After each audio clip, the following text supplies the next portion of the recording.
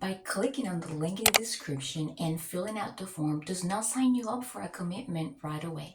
It will simply prompt us to follow up with you so we can go over your qualifications and see what would be your potential compensation. Another important thing to note, I am bilingual, so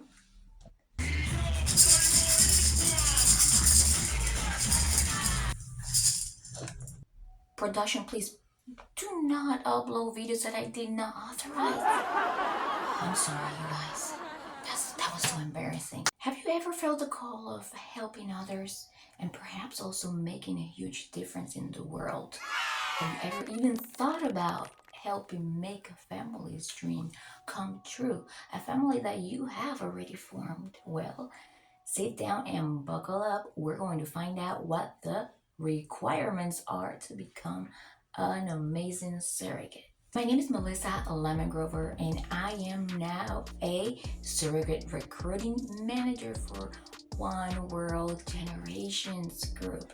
And if you are not new to this channel, I want to say welcome to our channel.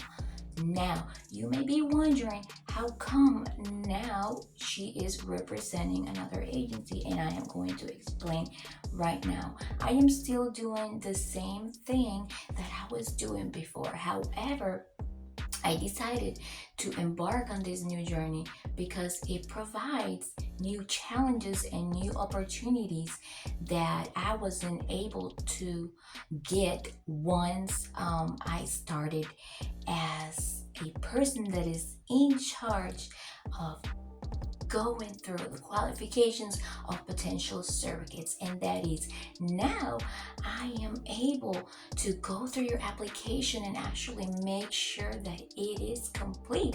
And once we do that, I can actually move that profile over to our case managers so they can further discuss everything that's amazing and wonderful that could be happening in the near future. So for added clarification, there is no bad terms here involved. As a matter of fact, the owner of the previous agency actually encouraged me to further expand my knowledge, opportunities, and experiences in order to be able to grow more personally and professionally in this field. So I got the approval, ladies and gentlemen. We're going to be getting to the requirements really soon. However, I want to let you know really quick that it is very important you do not miss a second of this whole entire video, because it will include extremely valuable information that will help you along the way. Also, while I place a disclaimer below, I want to encourage you to know Also, while I place a disclaimer below, I want to let you know that this video is going to be part of a brand new playlist. It's going to be called IVF, Infertility, and Surrogacy Part 2.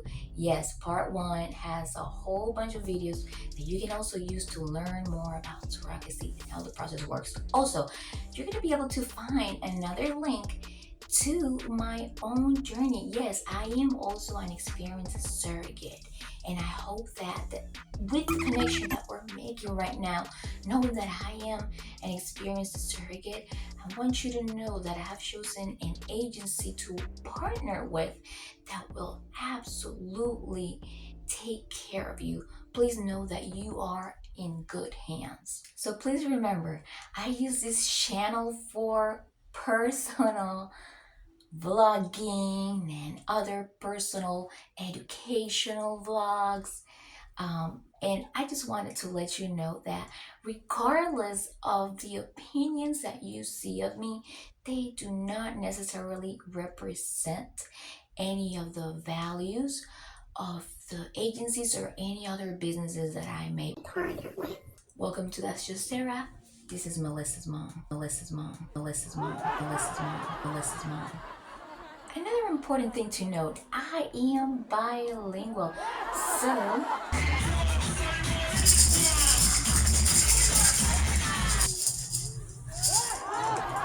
production, please do not upload videos that I did not authorize. I'm sorry, you guys. That that was so embarrassing. No, actually, no, I am super proud of being Puerto Rican. I just wanted to let you know that I am here to also answer your questions in Spanish if you have any questions, and if you have anything that you actually want to clarify and make sure that you have it right before you actually jump into surrogacy. So this email address that you see right here is the one that you're going to be able to use to communicate with me throughout any moment. Right now, I am a recruiting manager. However, even throughout your journey, if you want to keep in touch with me, don't hesitate to reach out. I know that you're going to have an amazing support team while you are during the process of surrogacy, but I want you to know that I am here, and I speak Spanish too, so please don't hesitate to reach out. Now we're going to be going over the requirements finally, but I want to let you know, please stay tuned. Again, don't miss a second. Also, wait till the end. I'm going to tell you a little bit more about my journey as an experienced surrogate. By the way, I want to highlight and emphasize that your information is protected by confidentiality laws. Okay, I am going to move over now so that I can show you an overlay of the qualifications. Let's get to it. So now also please keep in mind that not every agency has the same requirements. So with that information, I want to let you know that the reason is because they want to make sure that they stay within a different criteria that sometimes, okay, that criteria word sounded really weird, sorry about that. Okay, they want to stay within certain criteria because most clinics accept up to a certain age, and because of that, it would make the time frame of matching you a lot easier and shorter, I would say. Okay, however, if you are, for example, older than 39 years old, there may be other agencies that could be able to actually take you. Alrighty, so the first one is you need to be a U.S. citizen between the ages of 21 to 39. You should have no more than 2 deliveries via C-sections. And that's another thing. Some agencies will take you if you have 3 sections, of course, depending what the reasons for those C-sections were, because it just really depends on the situation. If it's a situation, for example, where your blood pressure was going high, then depending on the situation, it might be a disqualification. Okay, so gotta make sure does not smoke, abuse alcohol or prescription medications, or use illicit drugs. The other one is should not be receiving welfare, public housing, or cash assistance from the government. Then have carried at least 1 child of their own to term without complications and less than 6 pregnancy histories. And when they talk about to term, I have noticed that a lot of professionals and a lot of agencies consider full term in various ways because of the different studies online.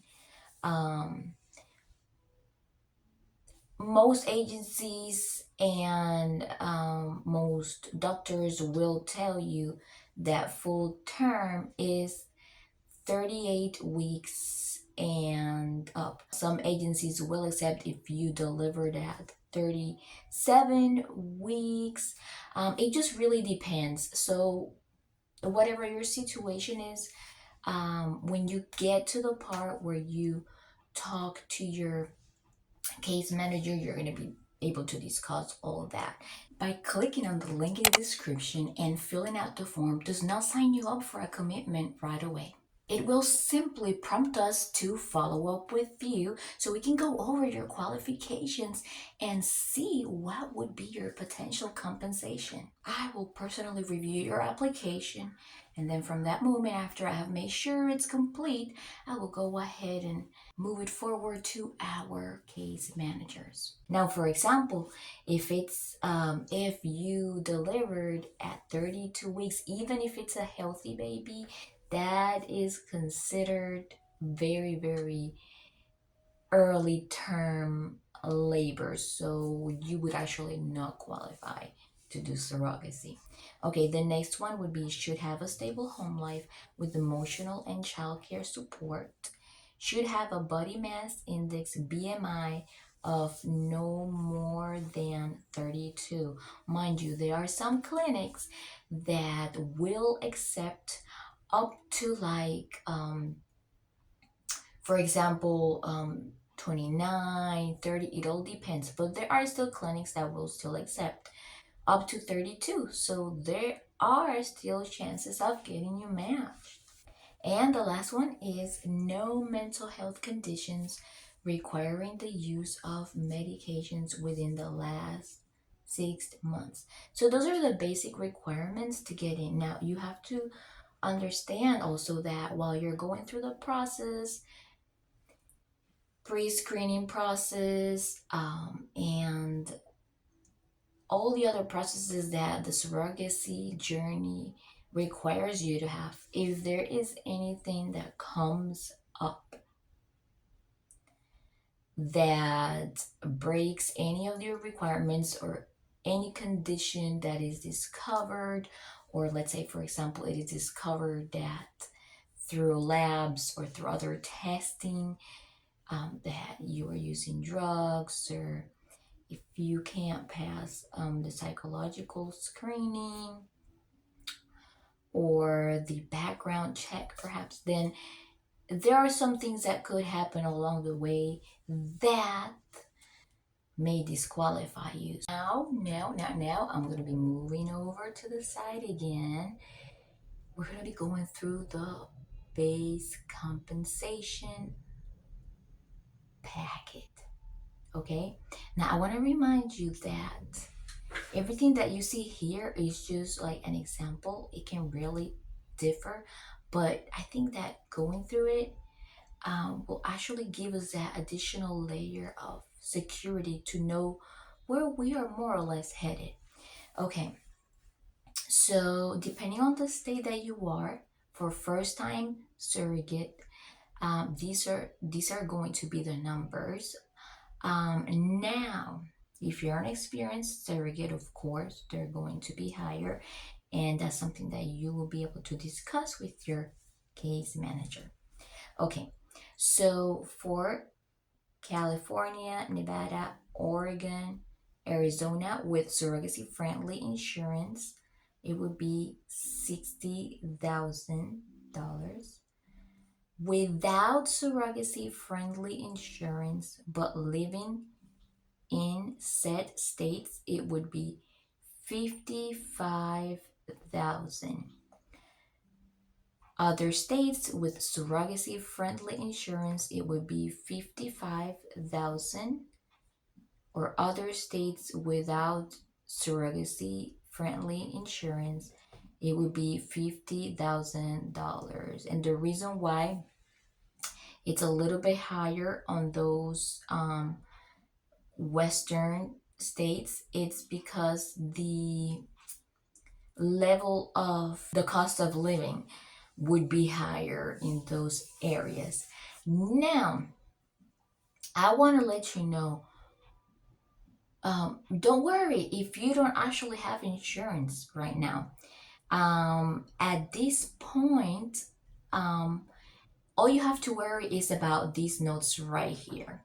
Once you get approved, if you qualify, if you get pre-approved by the IVF clinic, and then move on to medical screening, and then move on to legal clearance, and then move on to embryo transfer, within that time frame, your case manager will be able to partner with 𝘬𝑪𝑘, which is the Assisted Reproductive Technology organization that will be able to help find, along with the intended parents, the right surrogacy friendly insurance for you.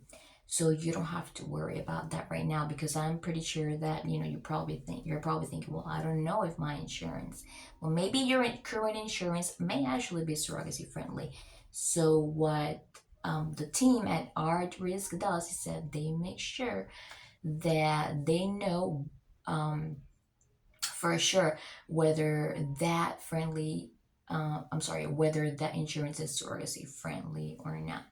So you don't have to worry about that right now. Now let's go over the packet really quick here. Okay, so these are additional benefits on top of the base compensation. Sign-on bonus, which would be paid after you're legally cleared. That means paid right after everybody signs their contracts and that legal clearance gets sent over to the IVF clinic. It would be $1,000. The embryo transfer fee paid at completion of each embryo transfer would be $1,000. The injectable medication start fee, mind you, with this agency, it means once you start injectable medications, I know that some agencies may have different systems on how to provide these fee. But I want to remind you, because I don't know if you have spoken with other agencies. Every agency works differently.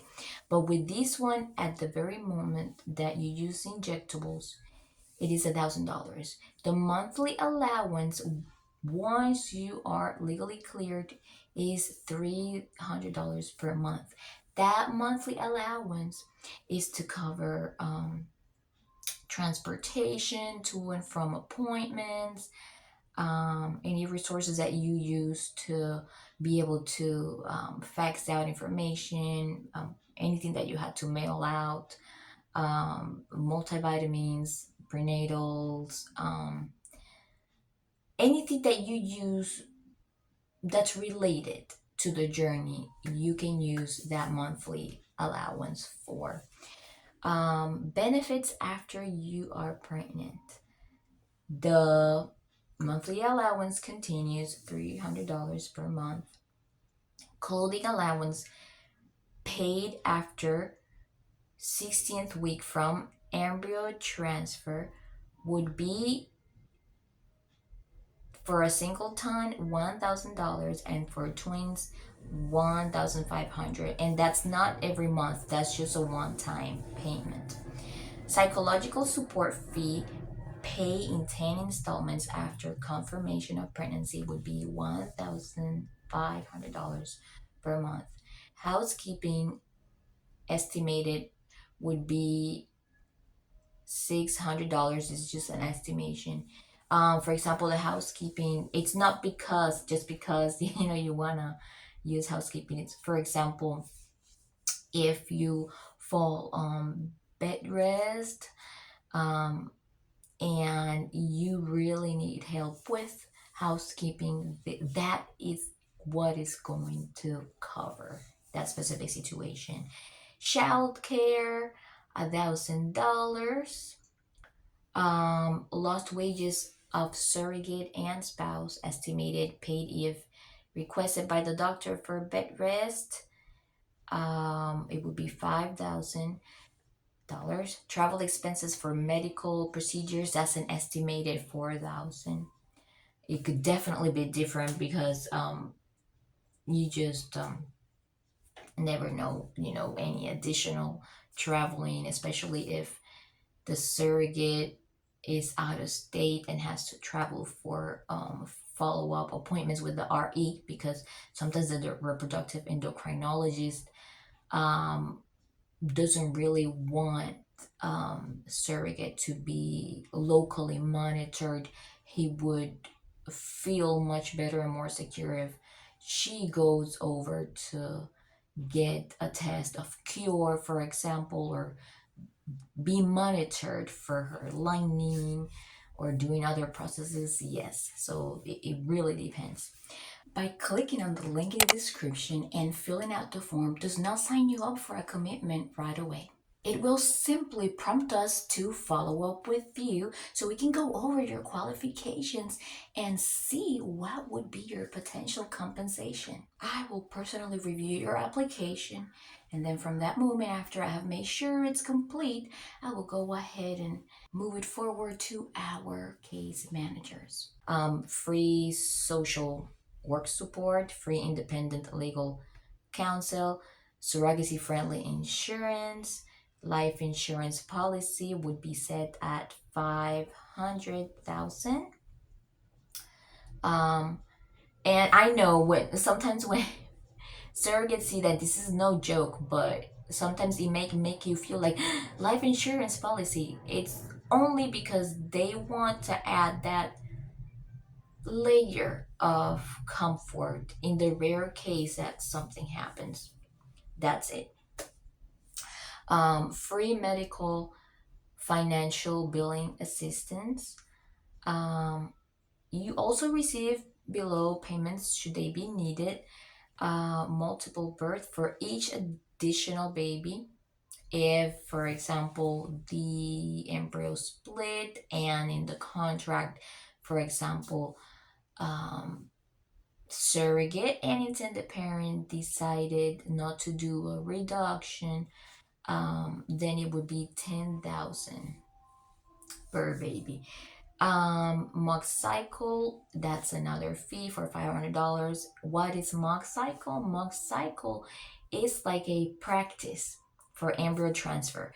You will be taking your medications, progesterone and estrogen, getting ready for an embryo transfer, but there is no embryo transfer. What they do is that they test you in a very simple manner. It's almost like a pap smear. So what they do is that they get like a little sample, doing a biopsy, and that would be called the ERA at the end of the mock cycle, ERA. Okay, and again, I try not to forget the name, but it stands for endometrial receptivity assessment. Yes, I haven't forgot about it. Okay. So what they do is they send that out to the labs and they measure incredibly, because I don't even know how they do it, but it's almost like magically. They find out if you need progesterone for a day extra, for a day less, or maybe the same amount of days that you were on progesterone for during that mock cycle. Okay. Then for a canceled cycle, it would be a $500 fee. What is a canceled cycle? For example, if you are at your last lining check, endometrium last lining check, and let's say, for example, the doctor says, well, I don't think that the lining developed quite as thick as I wanted, or maybe and they worked weeks and weeks and weeks endlessly to try to get it thick, and it wouldn't just happen. It would be in that case. Or maybe, for example, these are just examples. They found signs of an infection in the endometrium, and for some reason they have to cancel that specific cycle. Then $500 would go to you. Surrogate would be $750. I'm sorry. CVS or amniocentesis or invasive procedures, $1,000 more if multiple times. Selective reduction or termination would be $1,000. And I know that you may have certain feelings about termination, but I want to rest assured that this is something that you will be able to discuss with your intended parent, and you're going to have the support of your case manager when it comes to that way before the contracts are done. For example, this is part of the matching point. There are some intended parents that want to have the freedom to terminate in the case that the life of the baby or the surrogate is in danger, or in the case that during any of the ultrasounds or, let's say, anatomy scans, they find a condition of the baby that will affect greatly the quality of the life of that child, then that would be termination considered. Now, some intended parents want to make sure that the surrogate that they match with are legally, that they are morally okay with that. Sometimes there are some states, like for example in Florida. I am in Florida, so with the recent laws that came out of abortion, in that case, if something happens and both the surrogate and intended parents agreed for a termination for such circumstances, then they would have to travel out of state to be able to continue the process of early termination for such a situation. Now, there are some surrogates or some intended parents that are extremely religious, and they don't believe in termination at all. If they match, if they happen to be a match, then there's no termination at all. But you are not going to match with somebody that you do not feel comfortable with matching. Okay, so another one would be C-section, $5,000, and that is, in my opinion, that is actually a really good fee, fair fee, in my opinion. Hysterectomy, $10,000. Loss of ovary and or fallopian tube, $5,000. And if, because this is not compulsory, breast milk pumping weekly, $250. This is not compulsory, but if the intended parents, before signing the contract, they bring up pumping, you don't necessarily have to accept, that's not like a main matching point. If you say no, then, they'll probably be okay without, they'll probably say, okay, we want to match with somebody then that wants to or is willing to donate that milk from breast pumping. So you match with whoever you think you will be able to feel most comfortable with. The more flexible that you are with, let me put myself in the center here again. The more flexible that you are with the matching points, the faster that you are going to match. By clicking on the link in the description and filling out the form does not sign you up for a commitment right away. It will simply prompt us to follow up with you so we can go over your qualifications and see what would be your potential compensation. I will personally review your application, and then from that moment, after I have made sure it's complete, I will go ahead and move it forward to our case managers. Like for example, there are some surrogates that only prefer to match with heterosexual couples. Some surrogates only prefer to match with homosexual couples because they believe they have been more challenged and therefore they feel like they have to contribute more to that humanity side of the surrogacy history. It just really depends. Nobody's going to force you to match with a couple or an intended single parent or an intended like yeah, intended single parent, whether they are a man or a woman. um it is really up to you. Okay, so I just wanted to let you know about that. So before I forget, if you are a stay-at-home mom, and of course, you know, if your partner or spouse is the one that provides to the household, yeah, you are still able to become a surrogate, because I know that I mentioned earlier that you have to, you know, you have to be financially stable in order to become a surrogate. And yes, even if you are a stay-at-home mom with a partner or spouse that works, then yes, you can still qualify. Um, if you don't have income in your household at all, then you won't be able to qualify. So in the link below, you're going to be able to find really good resources from my other videos, including how to do the injectables, because yes, I do have a video of myself teaching you how to do it so that you feel confident the moment that that part or phase arrives. So I'm going to tell you right now, in my opinion, there is nothing to fear when it comes to that.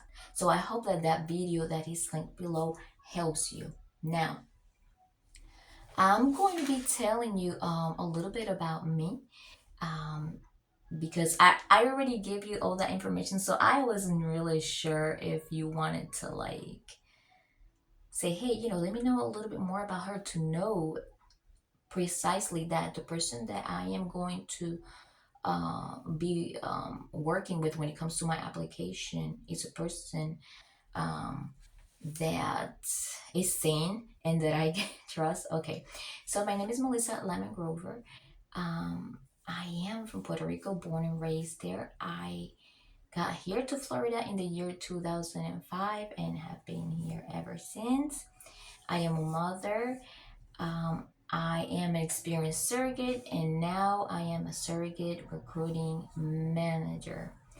I became a surrogate because I thought that was one amazing way to contribute to the community, contribute to the world. I thought it was a way to help make a family's dream come true.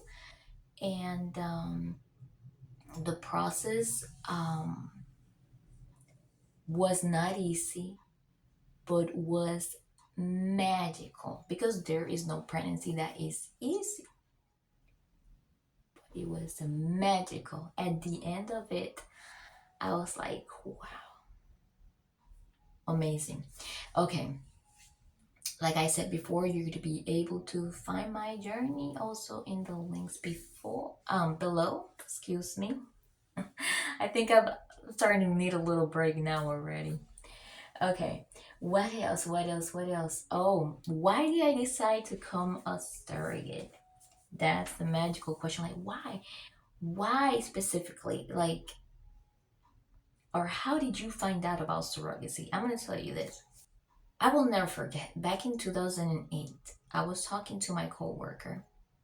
But at the same time, you know that around that time, the Blackberries were a thing. I'll never forget about that. She was holding her Blackberry, reading an article, and I'm like, why is she like so into that? I mean, aren't we like hanging out here in our break time? And like, what? She was so unusually paying attention to the phone. She would always hang out and blah, blah, blah. And I was as nosy as I was. Yeah. I was like, what are you doing? And she shows me it. And I start looking at what she had on her screen. And mind you, I didn't even know the word surrogacy existed. Nothing in any of its definitions, different definitions. Okay, so I was like, what is this? You know, a woman carrying a baby for And from that moment, I found it to be the most fascinating thing. And I said, you know what? It sounds like scary, but that is something that I feel the call to do. It was really weird.